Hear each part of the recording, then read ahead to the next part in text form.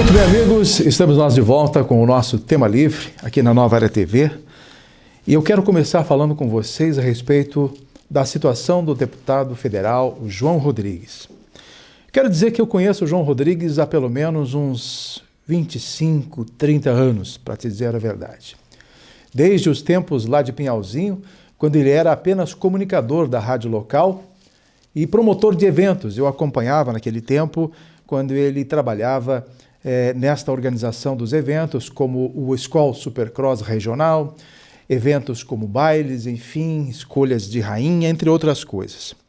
Ele era até narrador de Supercross, para você ter uma ideia, e comunicador da Rádio Pinhalzinho. Foi nesse tempo que eu conheci o nosso amigo João Rodrigues. Eu digo amigo porque é realmente uma pessoa que a gente tem um relacionamento bacana há muitos anos. Pois bem, acabou se elegendo vice-prefeito da cidade de Pinhalzinho, e num período em que ele acabou assumindo interinamente o governo municipal, lá por 1995, mais ou menos, 96, ele acabou assinando uma documentação de um processo já em andamento na compra de uma máquina para o município. Resumindo a história, todo mundo sabe hoje que ele está preso em Brasília, né, e que foi condenado praticamente com o crime prescrito e, de certa forma, buscando provar na justiça que ele não tem culpa. E eu acredito realmente que ele não tenha esse envolvimento dessa culpa na assinatura desses documentos, embora tenha sido ele que assinou. Mas um mês de prefeito, no cargo de prefeito, já serviu para causar toda essa problemática na vida profissional do deputado. E, em que pese a situação, o próprio prefeito da época veio a público dizendo que João Rodrigues não tinha culpa, que era ele que tinha encaminhado o processo e que João pegou em andamento e acabou assinando a documentação.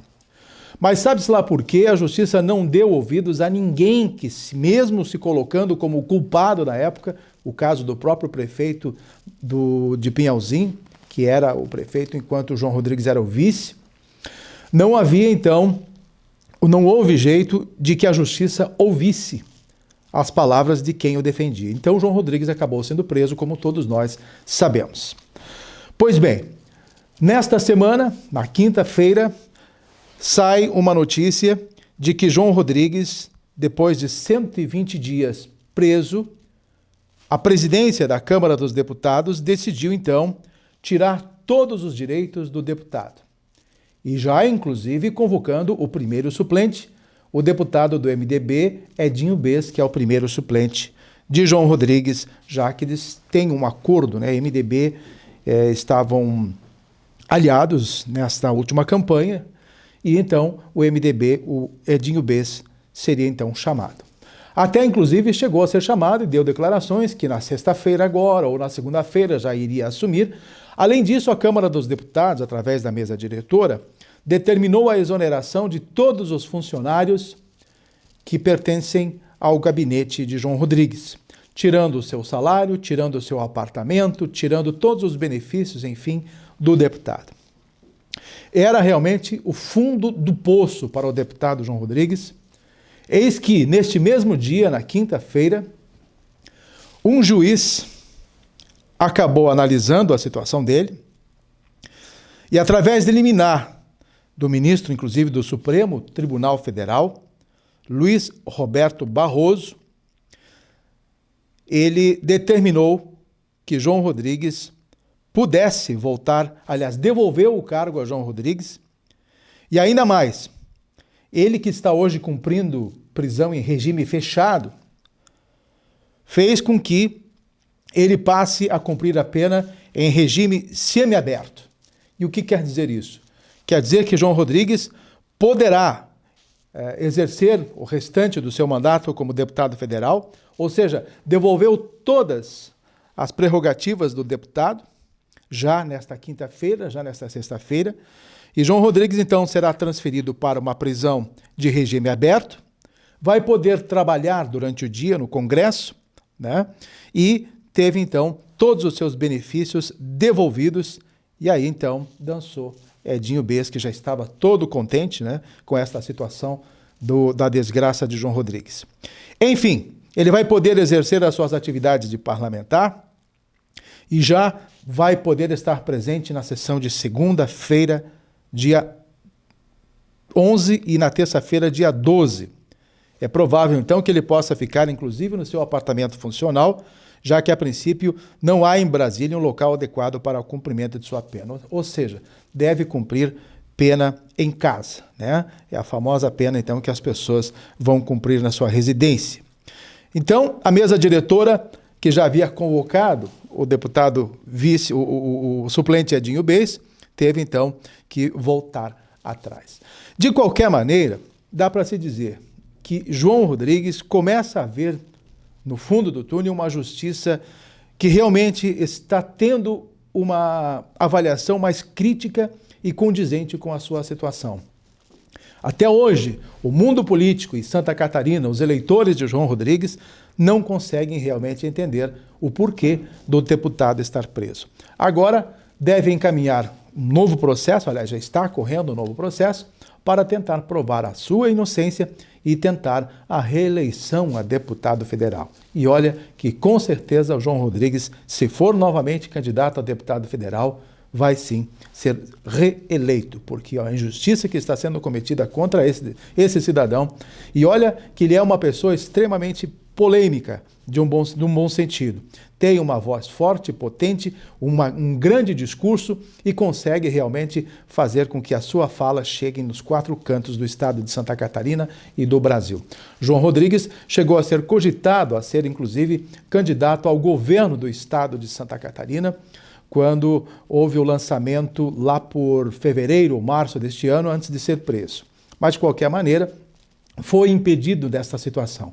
Mas não duvidem, se esta bola não rolar e tudo mude, e aí as questões envolvendo a política de Santa Catarina, com o nome de João Rodrigues junto, pode realmente dar uma grande volta, uma surpresa. Já que eu comecei com o assunto político, falando de João Rodrigues, vamos falar de Lages, já rapidamente, sobre os nossos deputados. Uma novidade nesta quinta-feira foi a desistência da candidatura do empresário da comunicação, o Roberto Amaral, pelo PSDB, do Ninho Tucano. Eu conversei com a família de Roberto Amaral e a justificativa para a desistência dele da candidatura se deve à questão de saúde. Roberto Amaral vai fazer um tratamento, inclusive com a possibilidade de uma cirurgia, e nesse período, então, ele não poderia atuar numa campanha, já que estaria em tratamento. Então, preferiu tratar da saúde e não trabalhar numa campanha política. Postergou, então, o seu futuro político numa outra situação mais adiante. Há quem diga também que, claro, vocês sabem, ou se não notaram ou não perceberam, Roberto Amaral é tio do deputado estadual Gabriel Ribeiro. Então estaria na mesma família o tio e o sobrinho concorrendo ao mesmo espaço. De qualquer maneira, então, talvez transfiram-se assim os votos de Roberto Amaral para Gabriel Ribeiro. É uma forma também de aglutinar os interesses familiares. Isso a gente não tem dúvida. E nesse meio está o próprio Raimundo Colombo, que também é tio de Gabriel Ribeiro e meio compadre, então, de Roberto Amaral. São coisas da nossa política e da vida familiar desses cidadãos. No que tange à questão do PMDB, ou do MDB de Lages, ainda não há uma definição de um candidato.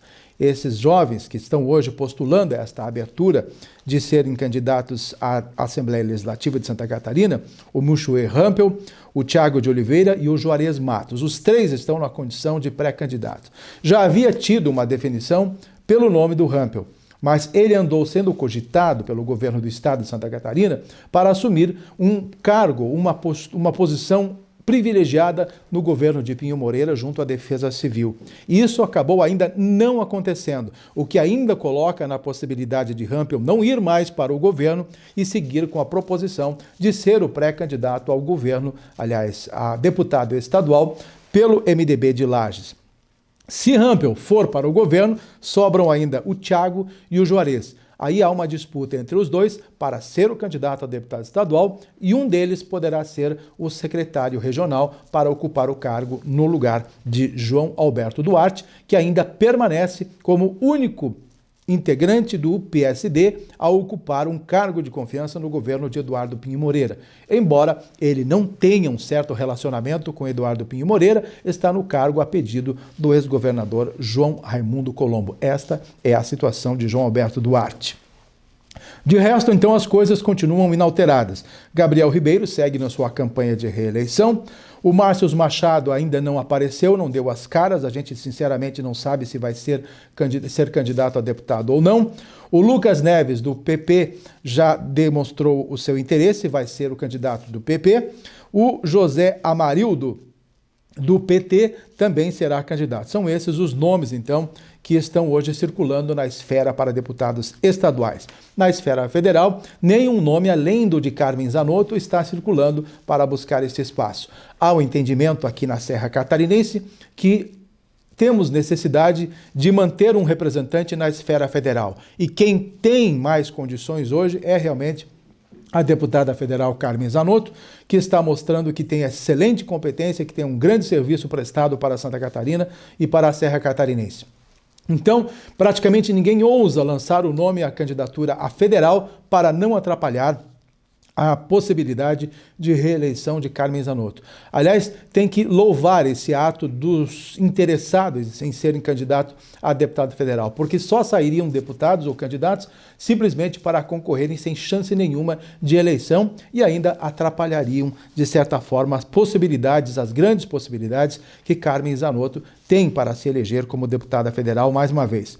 E, fechando então só este bloco, o ex-governador João Raimundo Colombo teve esta semana a aprovação de suas contas de 2017 pelo Tribunal de Contas do Estado de Santa Catarina e navega em mares calmos rumo à sua pré-candidatura ao Senado. Raimundo Colombo, então, está trabalhando fortemente na sua campanha. Daqui para frente, ou logo depois do intervalo comercial, eu quero trazer uma informação importante sobre o senador Paulo Bauer. Depois do intervalo comercial, então. Até já.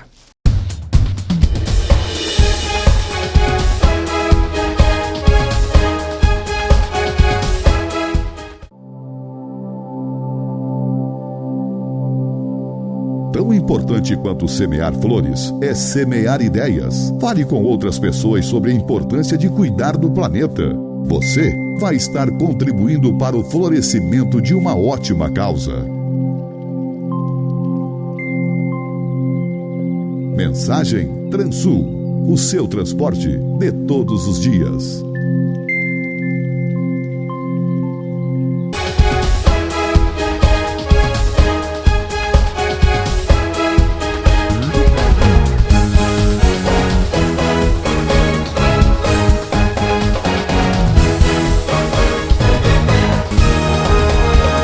Muito bem, estamos nós de volta com o nosso Tema Livre aqui na Nova Era TV e a Ananda no comando mais uma vez. E esse frio de rachar aí fora e a gente totalmente agasalhado. Aliás, frio a gente não passa, né? Não queremos nem saber. E realmente a Serra Catarinense está passando por um período gelado. E olha que nem chegou ainda o inverno. Imagine quando chegar.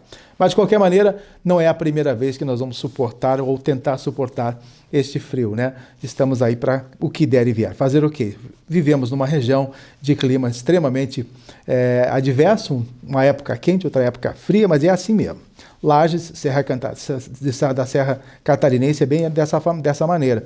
Além de os municípios também de Urupema, de São Joaquim, Bom Jardim, que se apresentam como os mais frios do estado de Santa Catarina e os mais frios do Brasil, obviamente. Bom, eu falei para vocês que tinha uma novidade com relação ao senador Paulo Bauer. A situação dele está cada vez mais complicada. Ele que já lançou a sua pré-candidatura ao governo do estado de Santa Catarina pelo PSDB, e Paulo Bauer agora teve nesta última quinta-feira, através do ministro Edson Fachin, do Supremo Tribunal Federal, ele determinou a abertura de inquérito para investigar o senador por suspeitas de corrupção ativa, passiva e também de lavagem de dinheiro.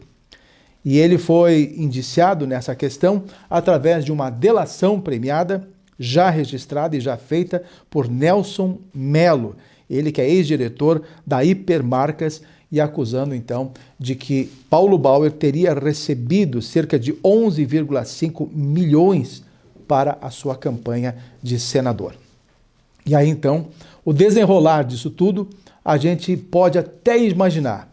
Paulo Bauer com essas acusações cada vez mais pesadas sobre ele, tem então o nome posto para a candidatura ao governo do estado de Santa Catarina, mas é um nome que começa a ter hoje contestações e com certeza, diante de todas essas aparições na mídia contrárias à sua posição de pré-candidato e evidenciando exatamente este processo crime, obviamente Paulo Bauer não terá condições de ser hoje o pré-candidato do PSDB ao governo do estado de Santa Catarina. Enfim, fica complicada realmente a situação dele e hoje o PSDB conta com outros nomes, obviamente, também para buscar o governo do estado de Santa Catarina, mas que enfraqueceu. Hoje já se cogita, inclusive, a possibilidade de uma aliança com o próprio PMDB, se colocando um outro nome para vice, Eduardo Pinho Moreira, eu já vou fazer a colocação do MDB, em que condições fica também nas pré-candidaturas ao governo. Então, o PSDB hoje está praticamente alijado de um processo ao governo do estado de Santa Catarina, diante do seu líder maior, que cada vez se afunda nessas acusações. Ainda mais agora que o ministro realmente determinou a abertura de inquérito, ou seja, começa a tramitar um processo pesado contra o ex-senador, aliás, contra o senador. Ele vai deixar de ser ex-senador no final deste ano. E aí, então, realmente a situação dele estará extremamente complicada. No caso do MDB, que aguarda uma postura ou uma posição do próprio PSDB para que indique o próprio vice, já que o MDB abriu a possibilidade para Paulo Bauer, inclusive, ser o vice do MDB, mas, de qualquer maneira, o MDB ainda não tem hoje uma situação bem definida, não tem uma situação clara. Por quê? Porque o Paulo Bauer, porque o Eduardo Pinho Moreira, que é o governador do estado de Santa Catarina, ele pretende ser ele o candidato à eleição ao governo do estado. Enquanto que dentro do próprio partido, e há uma divisão dentro do partido, o Mauro Mariani, o deputado federal, também quer ser o candidato ao governo do estado de Santa Catarina. E o MDB, até agora, não chegou a um entendimento sobre um dos nomes.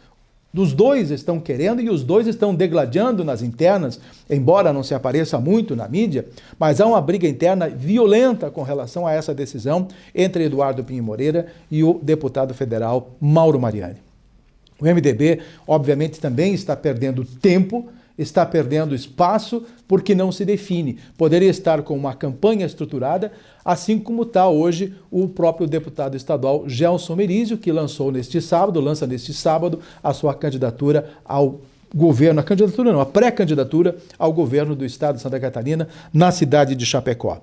Merizio vem trabalhando há mais ou menos uns 2 ou 3 anos já o nome dele, enquanto que a indefinição dentro do MDB pode colocar em risco realmente as possibilidades desse partido conquistar o governo do estado de Santa Catarina. E tem mais, agora já que eu caí também no nome de Gelson Merizio, há uma união muito forte também com o PP de Ângela Amin, você sabe muito bem que nos tempos passados eles já trabalharam junto e foram eleitos ao governo do estado de Santa Catarina. Hoje são os partidos que mais têm aliados, são cerca de 10 partidos que já estão fechados para tentar eleger o Gelson Merizio ou, quem sabe lá na frente, o próprio Esperidião Amin, que poderá ser o candidato ao governo do estado de Santa Catarina, dependendo, é claro, do que vão apontar as pesquisas eleitorais daqui para frente. Então, as questões políticas de Santa Catarina estão mais ou menos nesse sentido, O PP e o PSD navegando em mares calmos, de qualquer forma, numa situação que pode colocar tanto o Merizio como a minha candidatura, o vice ou o candidato de cabeça de chapa, e a definição ao Senado já tem aí com o Raimundo Colombo e assim por diante, terminando de montar a cabeça de chapa. E os outros partidos, todos eles enfrentando sérios problemas até este momento para montarem as suas estruturas e definirem, obviamente, toda a sua campanha política para 2018. Vamos mudar de assunto um pouquinho rapidamente, pessoal, antes que nós encerremos o nosso tempo. Lages está sofrendo com a greve dos caminhoneiros, no seguinte sentido: terminou, claro, a greve dos caminhoneiros, aquela história toda, mas os reflexos acabaram trazendo prejuízos bastante grandes para o município, que terá queda na receita, e o prefeito Antônio Seron acabou determinando uma redução de gastos e uma coisa bastante drástica nesse sentido, para que todas as secretarias enxuguem os seus departamentos, no bom sentido, para não gastarem nada de excesso, para fazer uma economia bastante robusta e para enfrentar, então, esse período que foi alimentado pela greve dos caminhoneiros e que deverá, então, diminuir muito a receita do município nos próximos 2 ou 3 meses. Isso não é bom, mas, de qualquer maneira, o município está apertando o cinto para tentar segurar esta peteca. Por outro lado, já iniciaram as obras de revitalização do mercado público, que era uma reivindicação bastante grande de nossa comunidade, e logo, logo teremos, então, mais um espaço para atrair o turista aqui na cidade de Lages, para atrair os turistas de Santa Catarina, isso que eu queria dizer. Também deverá estar iniciando nos próximos dias a revitalização da nossa rodoviária. Aquele espaço realmente hoje está muito ruim, está com infiltrações, quando chove há muitas goteiras, enfim, vão fazer uma revitalização completa da nossa rodoviária e assim por diante. Eu tenho sido bastante crítico também com relação às nossas passarelas da BR-282, nesta área do perímetro urbano, e pelo que se sabe, as passarelas realmente estão sendo construídas e a primeira delas, nos próximos dias, dentro de um mês no máximo, deverá ser instalada, começar a ser instaladas. Elas estão sendo montadas fora do perímetro urbano da cidade e vão ser trazidas e vão ser instaladas. Então, eu que estava aqui perguntando muitas vezes, cadê esse pessoal que está construindo as passarelas para a BR-282? Embora seja um processo bastante lento, já poderia estar, já inclusive com o projeto pronto, com a instalação destas passarelas, mas não, infelizmente, não conseguiram ainda terminar nenhuma, mas nos próximos dias a promessa de que a primeira será instalada. Então vamos torcer para que isso aconteça. Eu tenho um assunto dos médicos do HNSP, do Hospital Nossa Senhora dos Prazeres, que estão reclamando da falta de recursos, ou seja, que os pagamentos deles estão em atraso. São os médicos emergentes que atendem na emergência do Hospital Nossa Senhora dos Prazeres, mas nesta quinta-feira o governo do estado emitiu uma nota dizendo que a reclamação não procede, que o governo repassou os recursos já no último mês de fevereiro, foi feita uma negociação, foi num período que os médicos estavam realmente praticamente paralisando, houve uma negociação e dentro deste acordo a Secretaria Estadual de Saúde já fez o pagamento, inclusive, da parcela do mês de maio, no valor de 325 mil, e a próxima parcela já está prevista, então, para o mês de junho. Segundo consta, então, está tudo em dia, e na próxima semana, já nesse mês de junho, será feito mais um pagamento. Portanto, não existe nenhum atraso de parte do governo, e se está existindo algum problema de falta de pagamento aos médicos, não é relativo ao governo, e sim da própria gestão do Hospital Nossa Senhora dos Prazeres. É isso que precisa ser apurado, é isso que os médicos precisam dizer, basicamente. Os médicos simplesmente estão reclamando da falta do pagamento, dos seus salários, dos seus vencimentos. Mas se isso não está acontecendo, o governo então provou que está pagando em dia o que acordou e que se não está havendo então o pagamento aos médicos, deve ser um problema interno do próprio município. Muitas vezes eu falo aqui, pessoal, sobre o nosso sistema de trânsito, das nossas sinaleiras, dos nossos semáforos, da necessidade de que Lages construa mais rotatórias e outras coisas. Eu sou muito a favor da rotatória e tirar metade desses semáforos, mas parece que o município realmente não tem interesse de tirar o sistema de semáforos, pelo contrário, vai fazer agora uma integração de todos eles para que haja a instalação de controladores desses equipamentos e por uma comunicação de uma espécie de central de operações, vai fazer então com que a sincronia desses semáforos de um para o outro se torne bastante tranquila, que se torne interessante para que o motorista possa, então, seguir no trânsito de forma mais rápida para uma fluidez também bem melhorada. Vamos ver como vai funcionar isso tudo, porque hoje você para numa sinaleira, abriu a sinaleira, você avança uma quadra, a próxima já fechou na tua cara. Quer dizer, você não anda na cidade de Lages hoje. É realmente um problema seríssimo a questão dos semáforos. Eu sempre fui adepto que se adotem essas alternativas com as rotatórias, mas parece-me que os semáforos são realmente questões muito mais importantes do que a fluidez do trânsito com alternativas no caso das rotatórias. Mas se esse processo realmente funcionar, poderá melhorar e muito a fluidez do trânsito da cidade de Lages. E a gente, então, basicamente tem essas informações para vocês, né?